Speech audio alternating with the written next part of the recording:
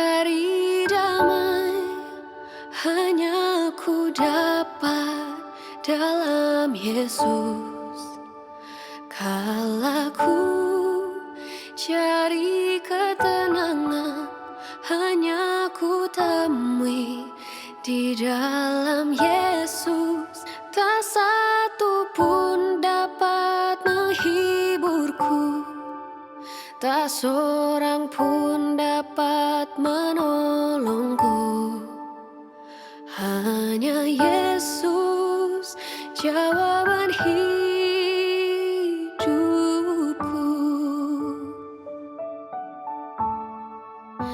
Bersama Dia hatiku damai, walau dalam lembah kekelaman.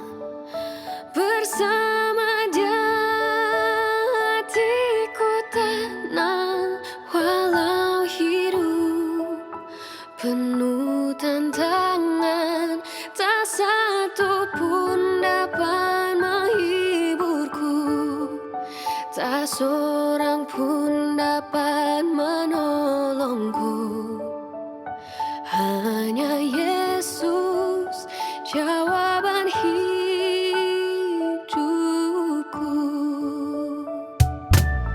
Oh, kalau ku cari damai, hanya ku dapat dalam Yesus. Kalau ku cari ketenangan,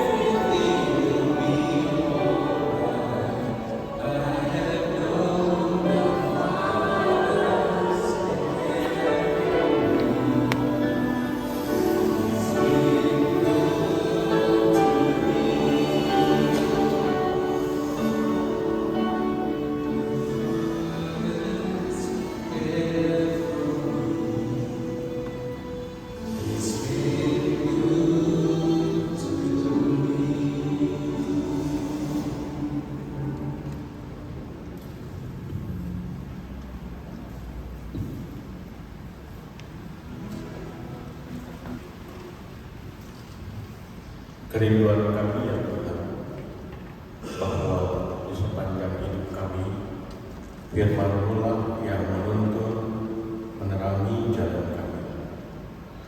Dalam suka maupun duka, dalam kelimpahan maupun kekurangan, dalam sukacita maupun kesedihan, biarlah firman-Mu yang meneguhkan kami.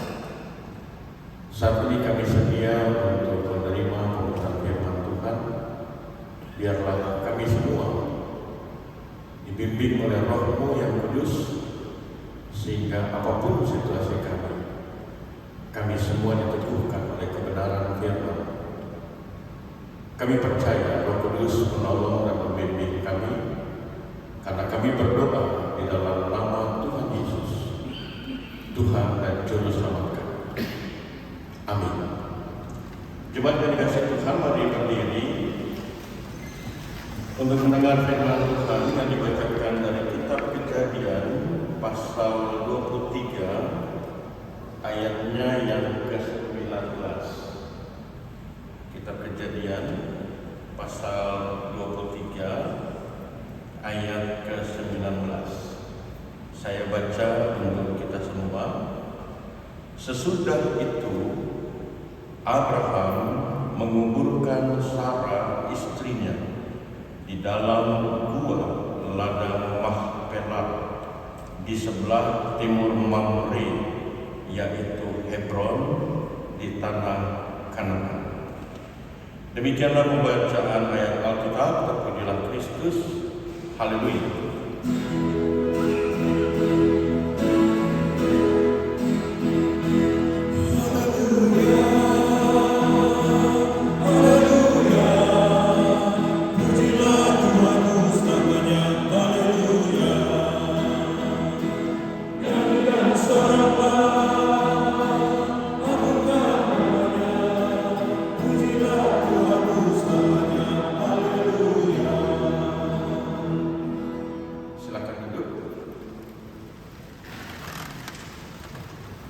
Ada beberapa catatan tradisi dari umat Allah di Perjanjian Lama yang mengatakan, pertama, bahwa ketika Sarah menjelang kematiannya, ada 7 kali dia berteriak, dan setelah itu dia menghembuskan nafas terakhir.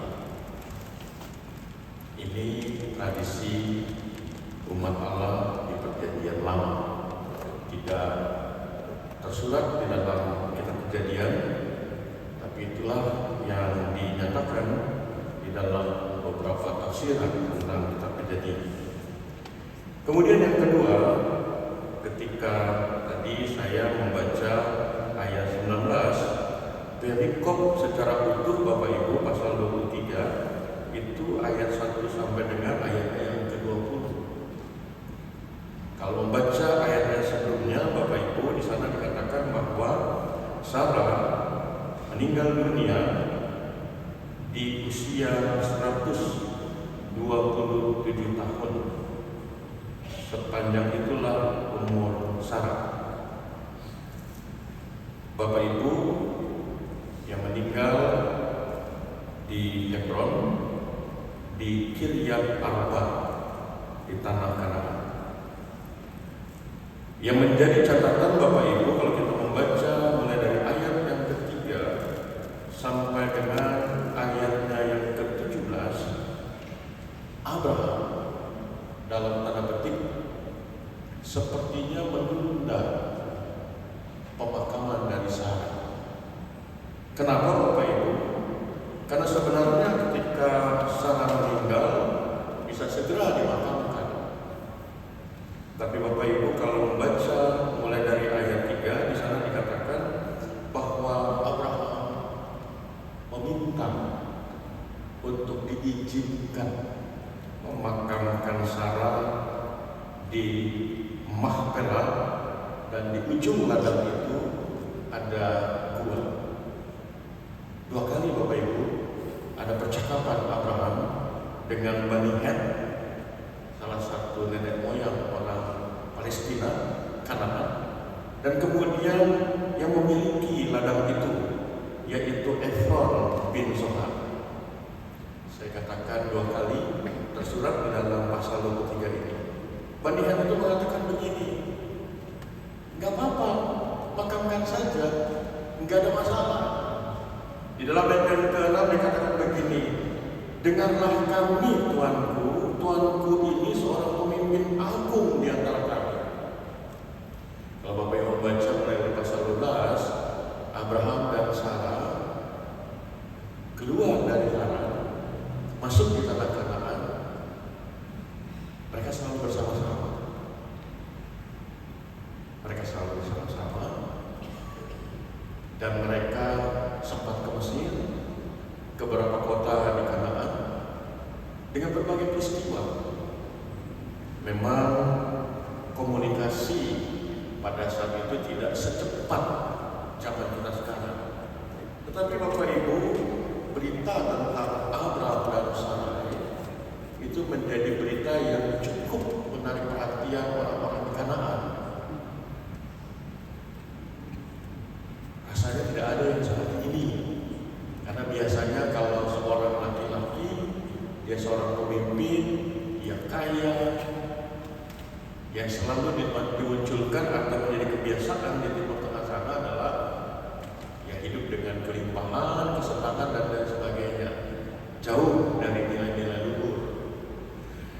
Abraham dan Sarah menunjukkan kehidupan yang tidak berbeda sejak mereka sampai di Kanaan dan kemudian melakukan beberapa kali perjalanan dengan beberapa kali peristiwa.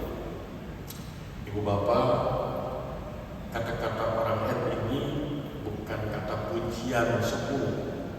Kalau kita membaca pada pasal-pasal sebelumnya, memang Abraham hari demi hari diakui sebagai pemimpin yang tidak biasa di tengah Kanaan. Maka itu mereka menyebut Tuanku pemimpin agung. Ada karisma Abraham, ada model kepemimpinan yang berbeda, karena Abraham juga adalah ketua suku, dia adalah seorang yang dihormati. Lalu juga ada perilaku hari-hari yang tentunya terekam oleh orang-orang sekitar, yang menunjukkan bahwa mereka juga bukan orang yang angkuh. Sekali lagi Bapak Ibu, saya ulangi, kata-kata orang Het yang menguasai wilayah Makpela itu, Mamre, mereka katakan gak apa-apa, makamkan saja. Malah mereka dengan kalimat itu mau mengatakan, kami merasa terhormat karena istri seorang pemimpin agung dimakamkan di sini. Tapi Bapak Ibu kasih, Abraham tidak langsung memakamkannya.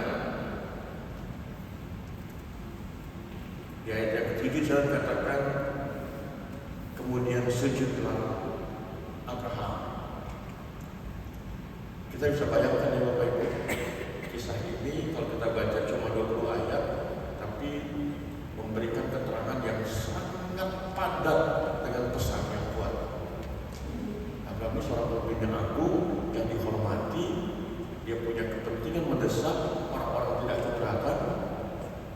Tapi di situ dikatakan Abraham sujud di depan orang lain.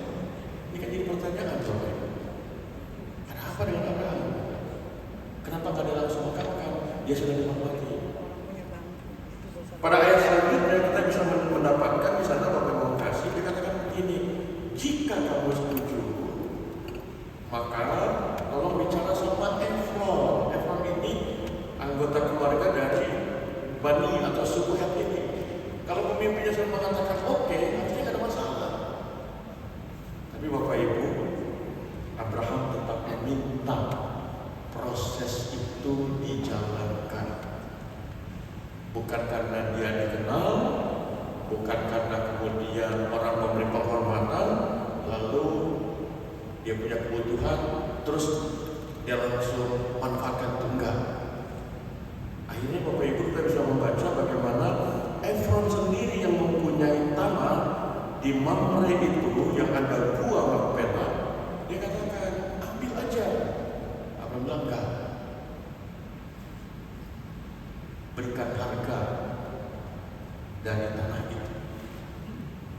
Apakah kalimat ini mau mengatakan Abraham ini sombong karena dia punya uang? Ternyata para penafsir mengatakan bukan.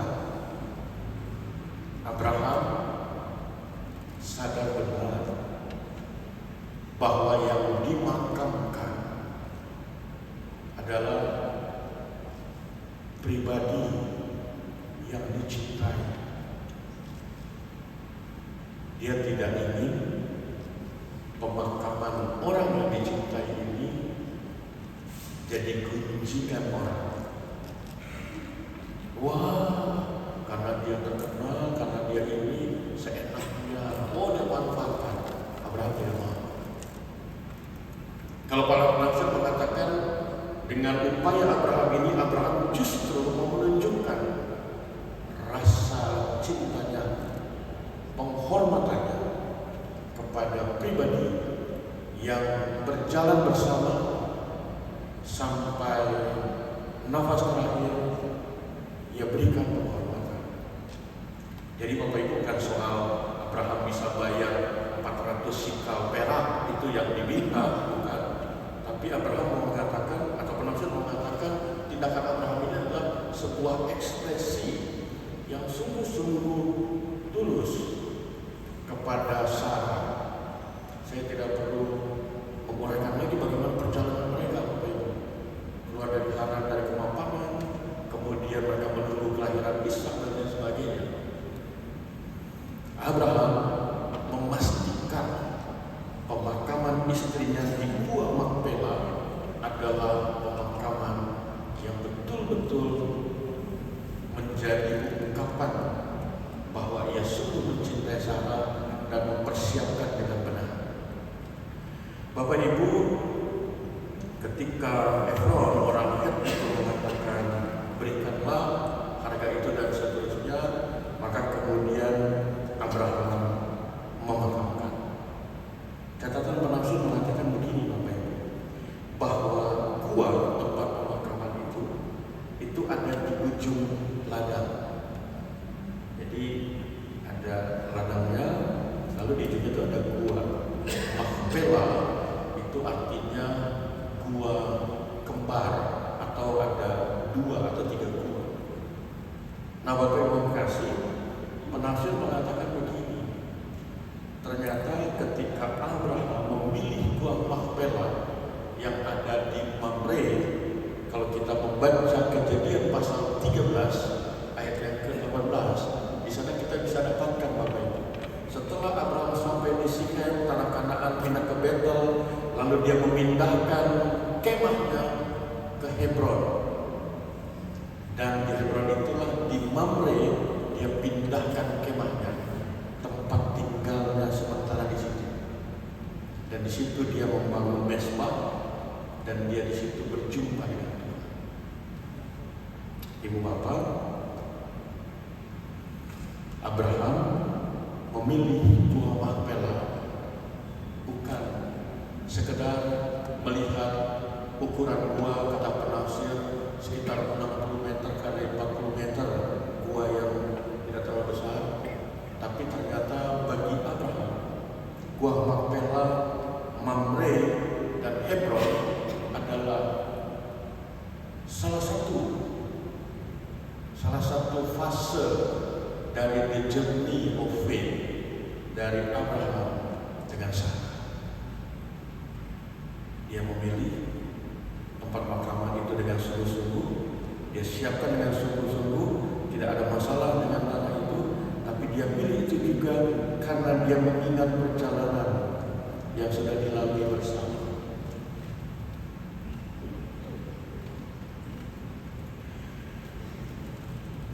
Ayat 19 mengatakan di sana, sesudah itu Abraham menguburkan Sarah istrinya di dalam gua ladang Makpela di sebelah timur Mamre, yaitu Hebron di tanah Kanaan.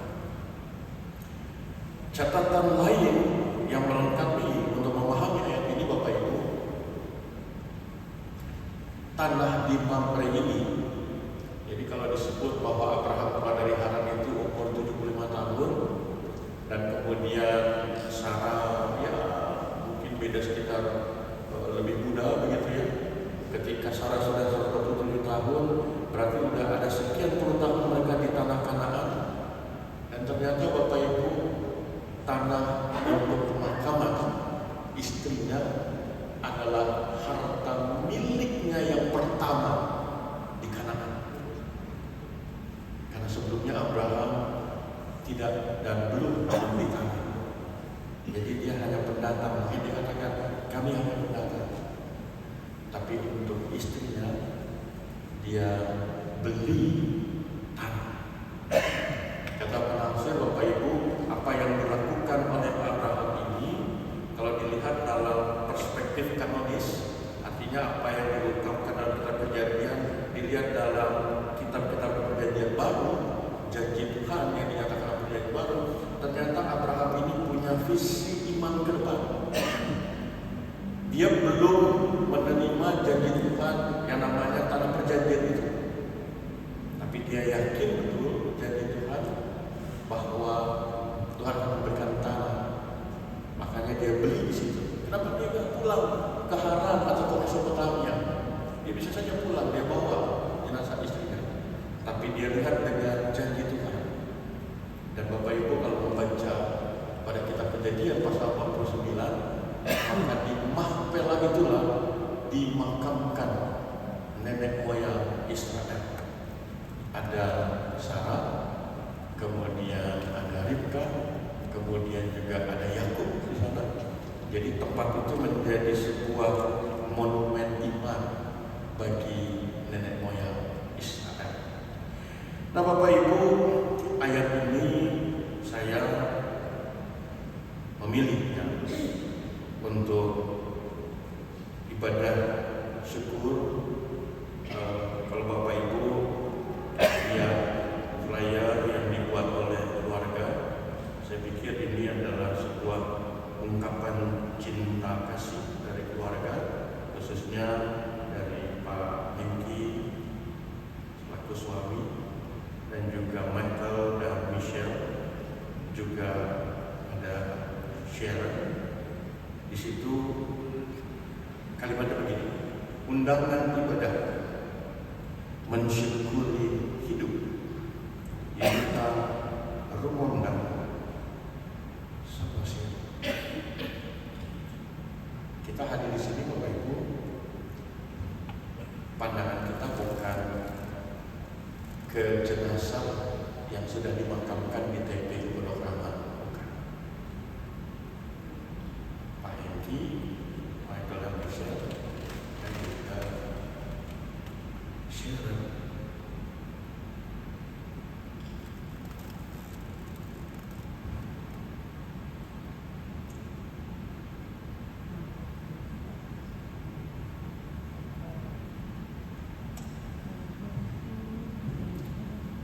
Saya bisa bayangkan ya, bagaimana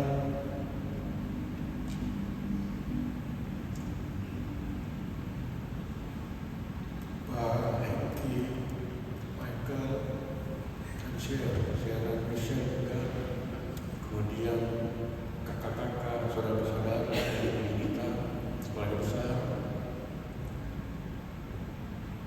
masih merasakan rasa kehilangan.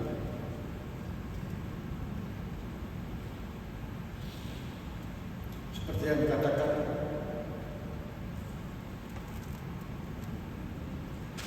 oleh Pak Hengki tadi, Bapak Ibu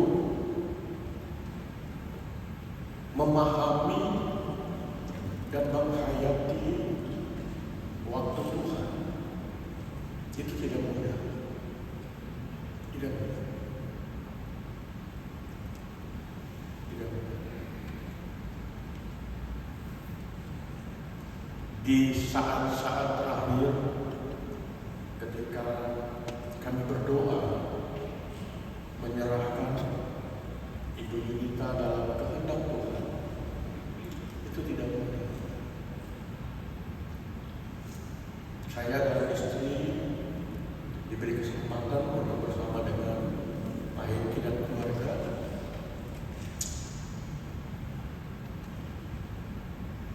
mendengar pernyataan dari Pak Hengki selaku suami, kemudian Michael,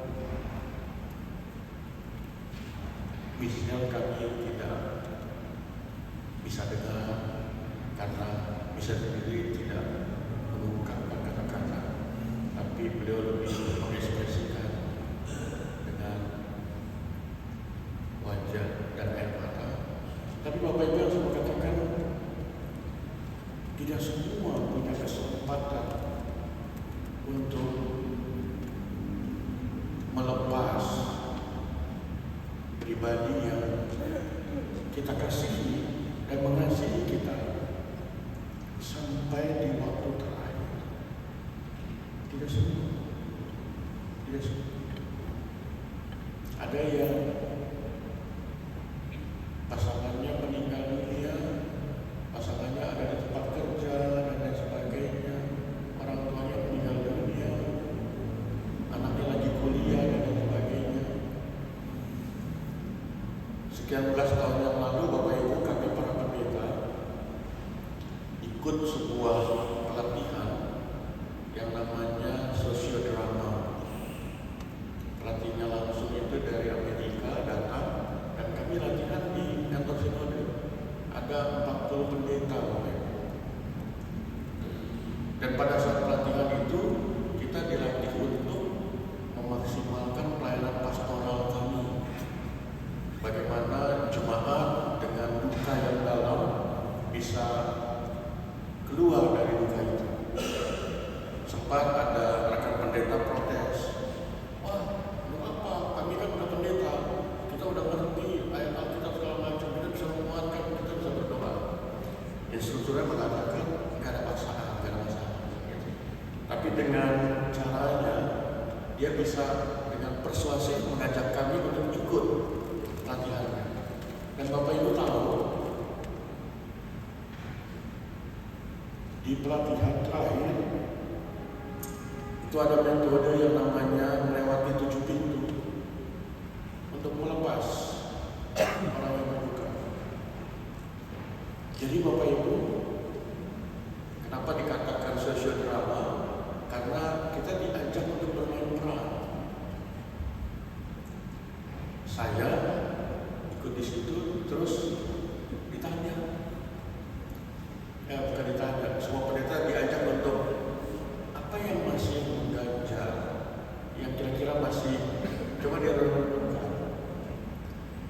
Lalu Bapak Ibu, saya waktu itu mengingat ibu saya yang memang sakit menanggung, dan karena kami bersaudara 6 orang, jadi ya mungkin nggak terlalu perhatian, apalagi beliau sudah sakit begitu. Kemudian saudara katakan begini, coba cari di antara rekan pendeta yang kira-kira ya figurnya seperti ibu katanya. Jadi kami semua masing-masing punya ini yang mau dikeluarkan. Ada sih seorang pendeta, saya bilang oh ini ibu ini mendekati gitu. Sudah akhirnya terus saya diminta, khususnya ketika waktu saya diminta, apa yang kamu ingin ucapkan ke ibumu dan ibumu belum sempat dengar.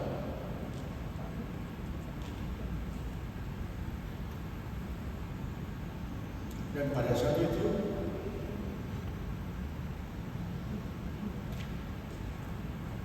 saya tidak bisa mengucapkan apa-apa.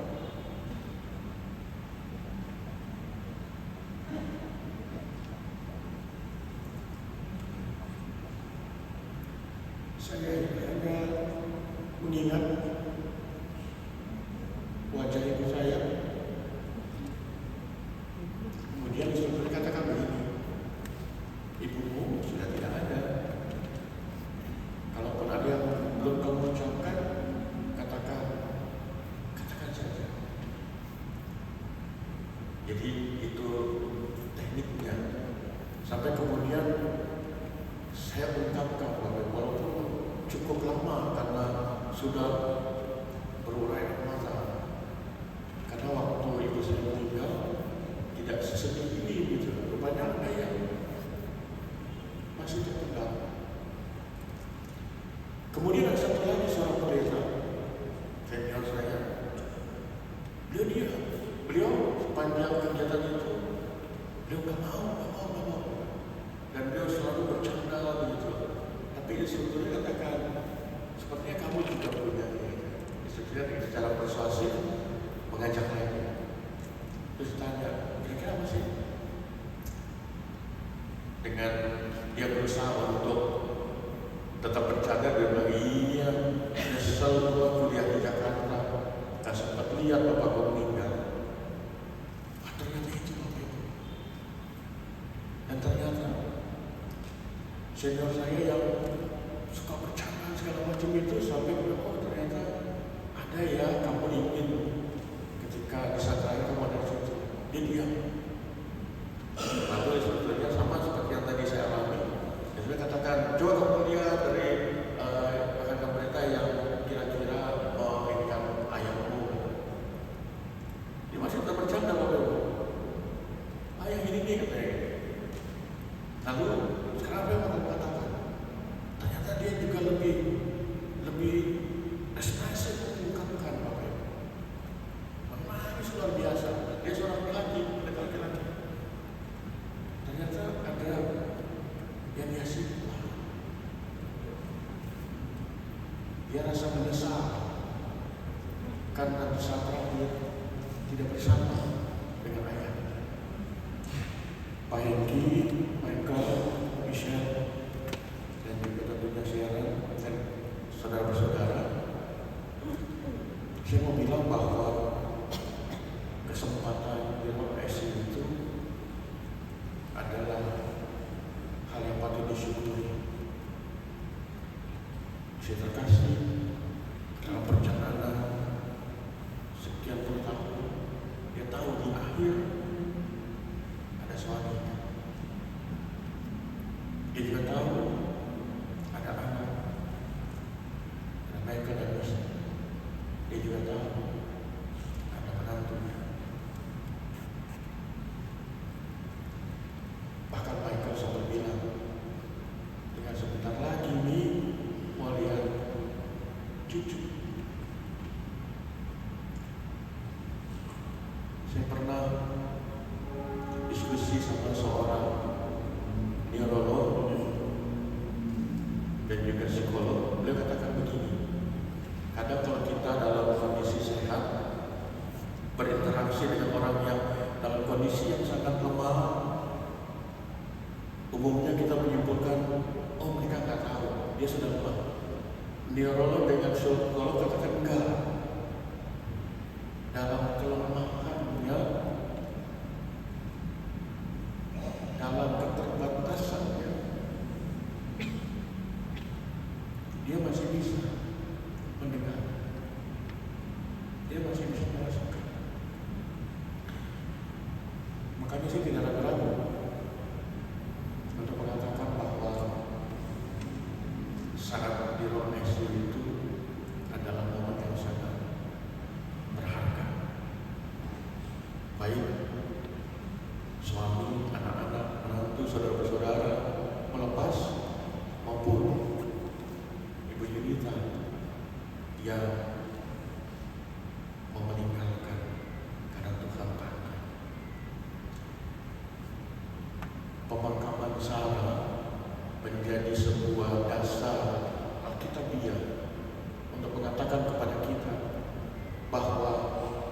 kebahagiaan, cinta kasih semestinya itu terus terpelihara sampai akhir.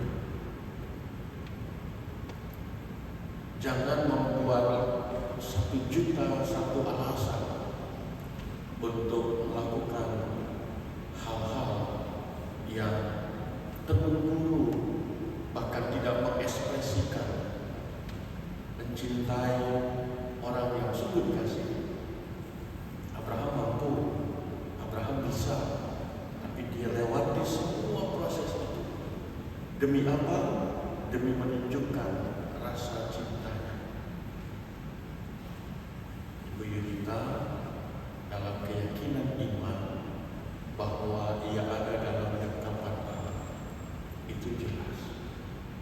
Karena itu ketika kita boleh mengingat undangan ibadah di situ dibilang mensyukuri hidup, kita mengundang sama siang, maka kita ada di sini bersama dengan suami, anak-anak, menantu dan keluarga, mau mensyukuri untuk kebaikan Tuhan. Catatan terakhir Bapak Ibu, apa yang dilakukan Abraham ternyata bukan hanya bicara tentang tanah perjanjian di bumi Kanaan. Ketika Abraham memberi tempat pemakaman itu, maka sebenarnya Abraham dengan keyakinan iman bahwa keturunannya sebagaimana janji Allah akan menerima tanah perjanjian.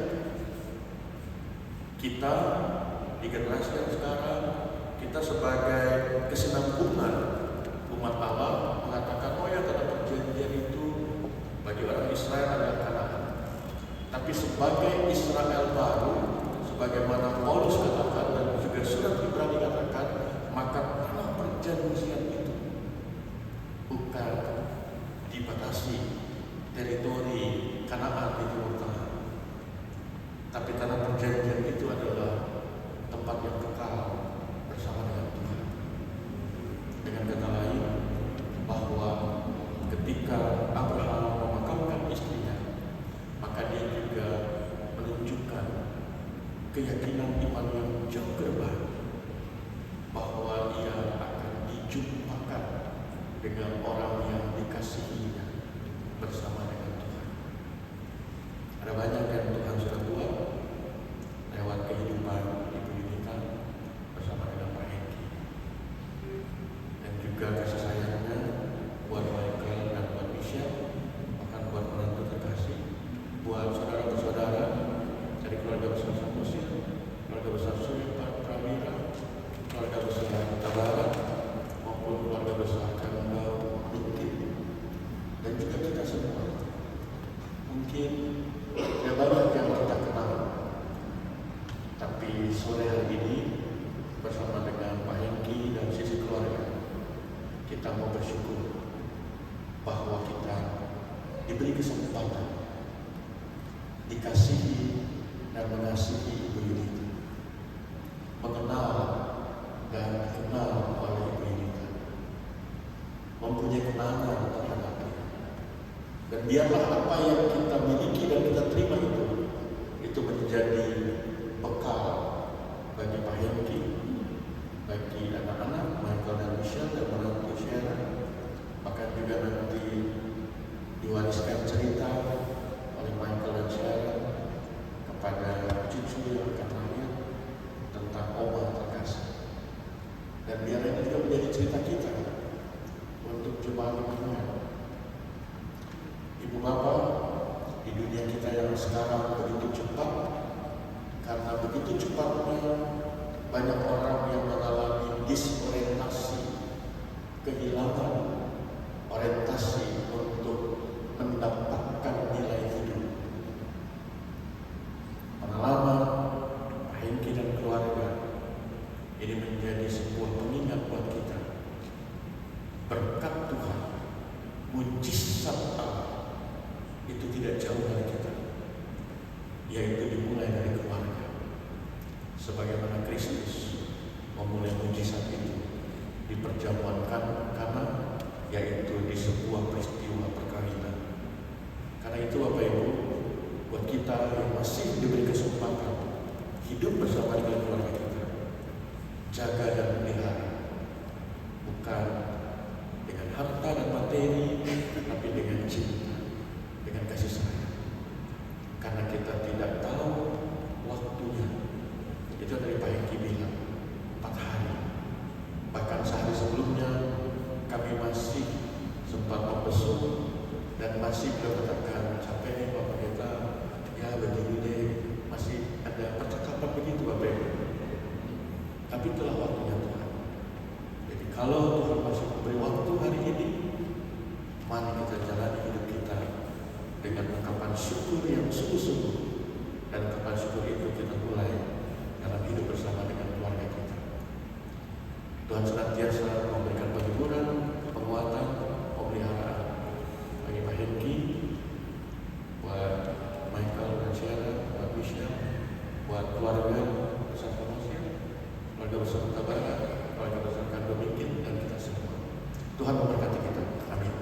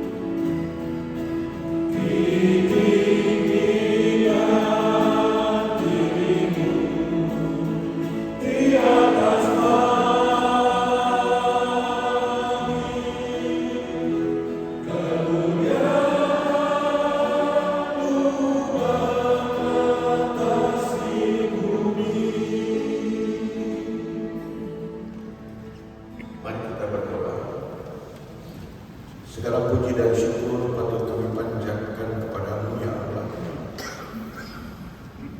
Begitu banyak cara Tuhan memelihara dan mengasihi kami. Bahkan dalam situasi duka, dalam situasi yang sangat sulit, tangan Tuhan yang penuh kasih tidak pernah melepaskan kami sendirian.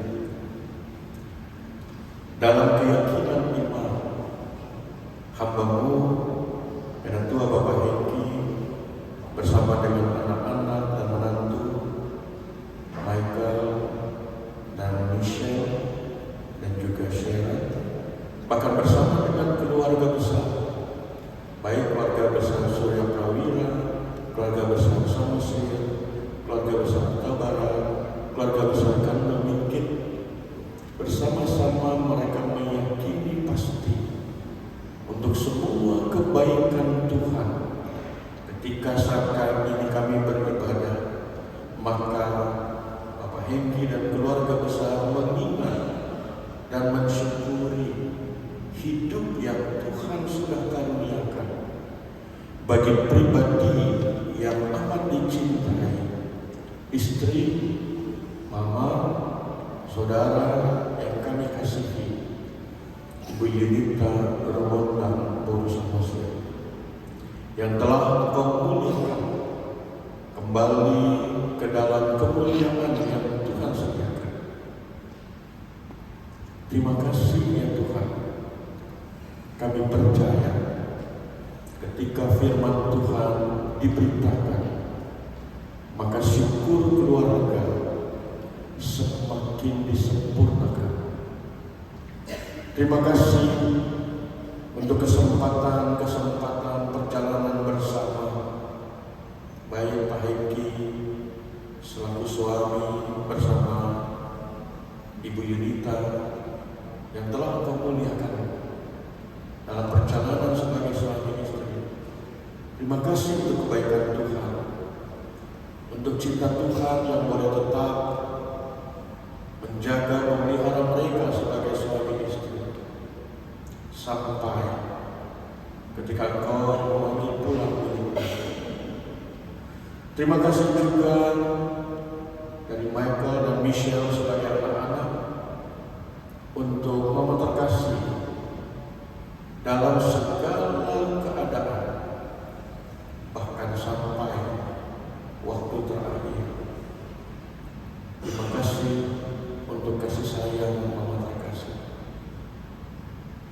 Itulah yang membuat Michael dan Michelle, tentu bersama Mama terkasih, mereka boleh menjadi pribadi-pribadi yang terbentuk sebagaimana adanya sekarang. Terima kasih untuk Mama mertua dari Sharon. Memang cukup singkat waktu bersama, tapi dalam kebersamaan itulah ada sentuhan-sentuhan pribadi, ada perhatian-perhatian yang tetap boleh dirasakan oleh Sharon sebagai penantu. Terima kasih untuk saudara bersaudara, baik abang, kakak, adik, keponakan, keluarga besar yang boleh merasakan cinta kasih dari Ibu Yunita. Terima kasih untuk berbagai kesempatan itu ya Tuhan. Kami di sini bersama dengan keluarga mensyukuri hidup yang Tuhan sudah karuniakan.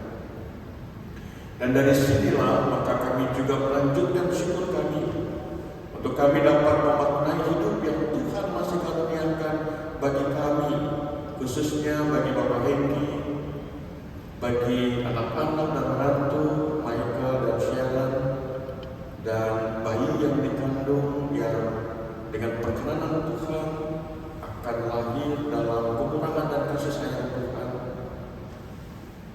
menambah sukacita kebahagiaan keluarga besar Surya Prawira, Kandau, dan keluarga besar. Begitupun untuk Michelle. Kami juga percaya Tuhan dengan tuntunan Tuhan, Bapak Hengki dan seisi keluarga dimampukan untuk mengisi dan mewujudkan syukur atas kehidupan yang Tuhan karuniakan hari ini dan hari-hari ke depan. Kami bersehati terus mendoakan Bapak Hengki, Michael dan Sharon, juga Michelle, bahkan seluruh anggota keluarga besar. Kami percaya Tuhan terus memelihara, menyertai, dan memberkati. Bagi kami semua Tuhan yang hadir pada saat ini, kami juga punya pengalaman-pengalaman atas kedukaan-kedukaan yang kami alami. Kami mengingat pribadi-pribadi yang kami kasihi dan mengasihi kami. Karena itu biarlah melalui syukur keluarga Bapak Hengki, kami juga boleh mengangkat syukur kepada-Mu Tuhan untuk setiap pribadi yang mengasihi kami, yang sudah tidak bersama dengan kami, yang sudah Engkau muliakan. Biarlah syukur atas kehidupan pribadi-pribadi yang telah Engkau muliakan, orang tua kami, pasangan hidup kami, maupun juga anggota keluarga kami, sore hari ini menjadi pengingat buat kami betapa baik Tuhan bagi kami dan juga bagi pribadi-pribadi yang mengasihi kami dan sudah Tuhan muliakan. Biarlah dengan semangat, dengan tekad yang sama, dalam kerendahan hati kami juga bermohon, kami yang masih diberikan kehidupan oleh Engkau, biarlah kami juga boleh mengisi dan memaknai hidup ini, sehingga kami boleh mewujudkan syukur kami di sepanjang hidup yang Tuhan Terima kasih ya Tuhan, kami menyerahkan permohonan kami, doa kami, keyakinan iman kami, dan pengharapan kami. Engkau memandang dari surga, Engkau mengulurkan tangan kasih, Engkau memberkati semua kami dengan berkat yang tidak berkesudahan. Dengan sambut doa kami yang kami bawa dan panjatkan hanya di dalam satu nama yang berkuasa, satu nama yang indah yang mengasihi kami, mengasihi menebus kami, memberi kepastian bagi kami untuk hidup kekal yang Engkau berikan, yaitu nama Tuhan Yesus, Tuhan yang telah mengajar kami berdoa bersama. Bapa kami yang di surga, dituliskan nama-Mu, datanglah kerajaan-Mu, jadilah kehendakmu di bumi seperti di surga. Berilah kami pada hari ini makanan kami yang secukupnya, dan ampunilah kami akan dosa kami, seperti kami juga mengampuni dosa kami. Dan janganlah membawa kami ke dalam pencobaan, tapi lepaskanlah kami daripada yang jahat.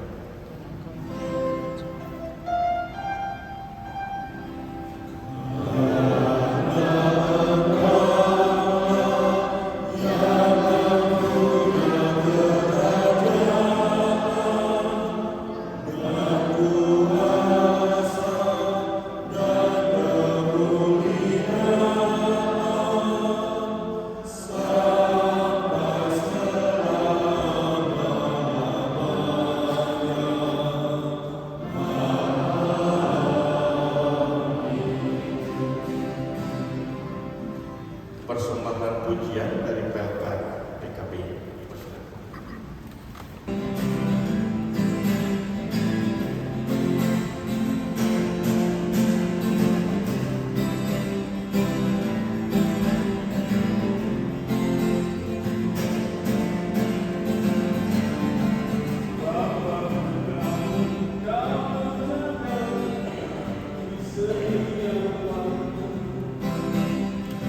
Dalam kehidupan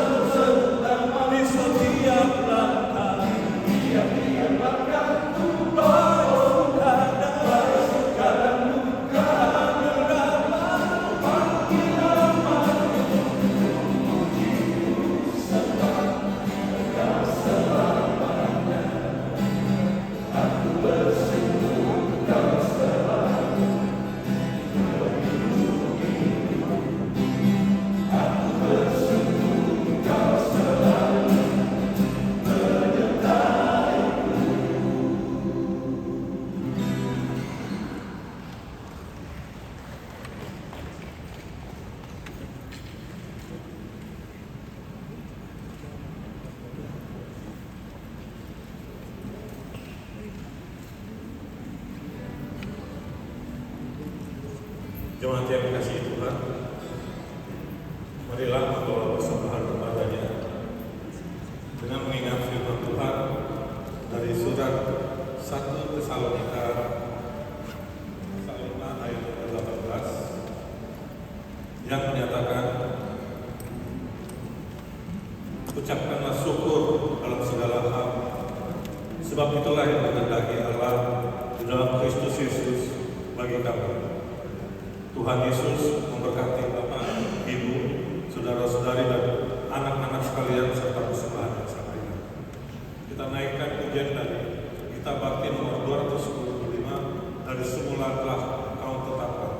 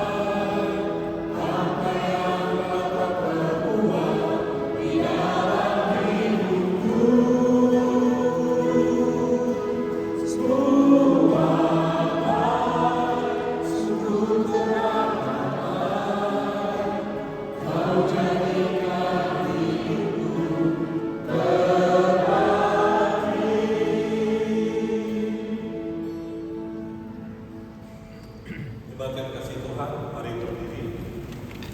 kita telah persembahan yang sudah kita kumpulkan.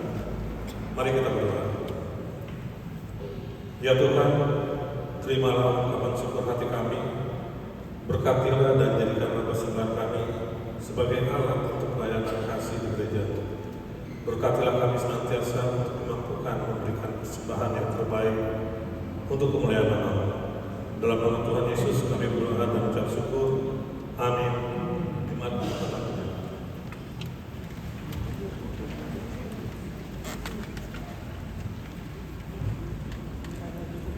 Baik Bapak Ibu tetap berdiri.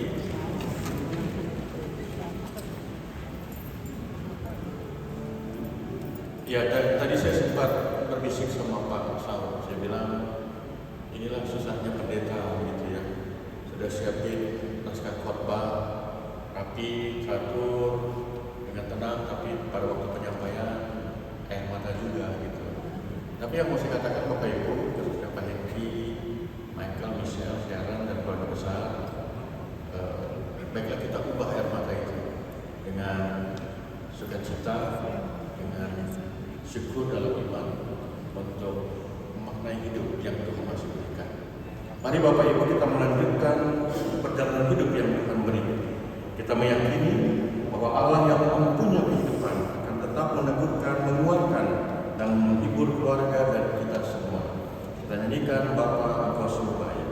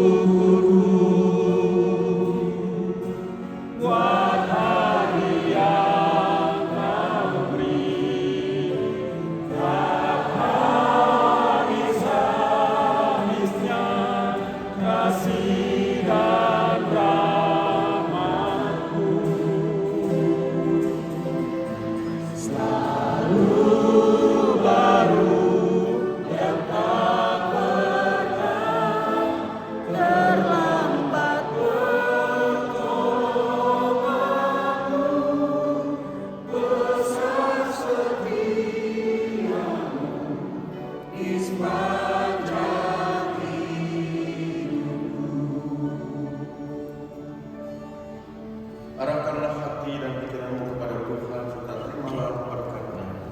Tuhan memberkati engkau dan melindungi engkau. Tuhan menyinari engkau dengan wajah-Nya dan memberi engkau kasih karunia. Tuhan menghadapkan wajah-Nya kepadamu dan memberi engkau damai sejahtera.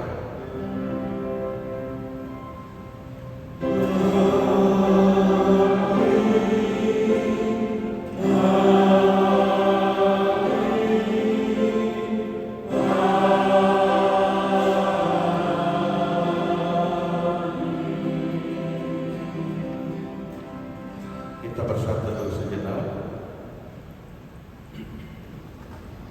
Saat teduh selesai, silakan duduk Bapak Ibu. Kami akan berdoa bersama dengan keluarga. Setelah itu nanti akan ada doa untuk makan bersama malam ini.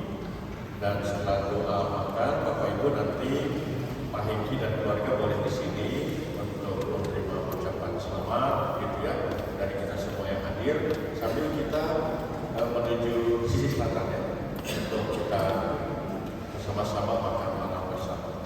Kami berdoa dulu dengan keluarga.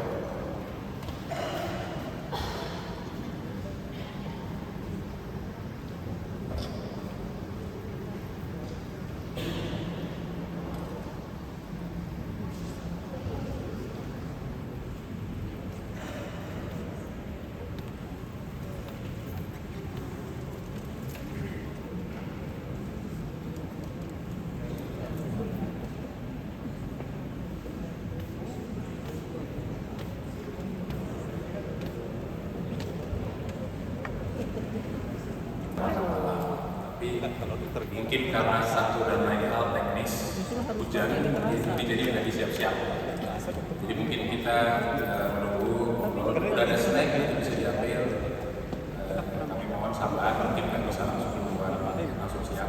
Bikin dulu suatu persiapan. Kalau mengingat kata khotbah Pak Pendeta tadi, waktu Tuhan sudah baik gitu. Kita sabar dulu. Waktunya sudah dipersiapkan. Ada snack di luar, nanti bisa diambil dulu, cuman untuk makan malam lagi disiapkan. Mungkin Pak Daniel, terima kasih.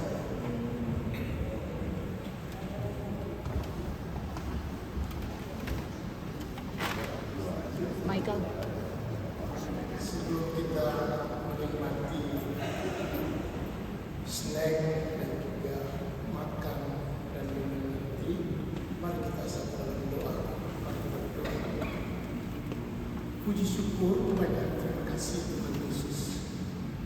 Ketika kami dalam keadaan duka cita, Engkau boleh menghibur kami.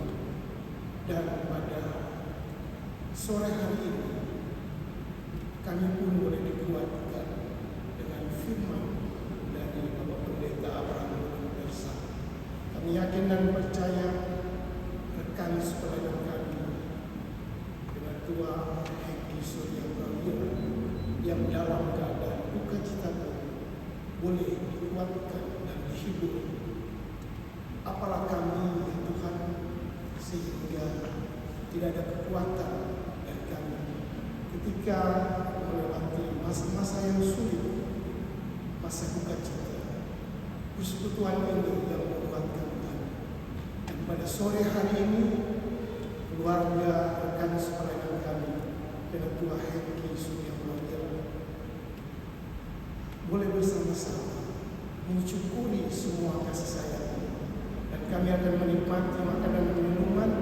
Kami memohon belas kasihan dari Tuhan. Berkati makanan dan minuman ini agar tubuh kami yang lemah boleh dikuatkan. Di dalam nama Tuhan Yesus Kristus, Pengasih kita, sumber berkat kehidupan, kami bawa doa ini. Amin.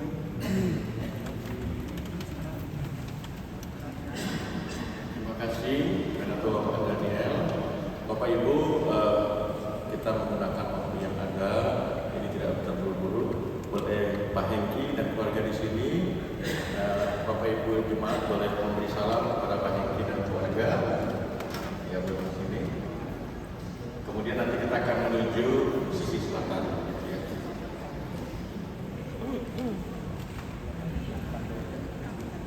Bapak Ibu bergerak dari arah sini ya Bapak Ibu ya, dari sini terus keluar ke sana. Nah, Hengki dulu di sini di depan ini.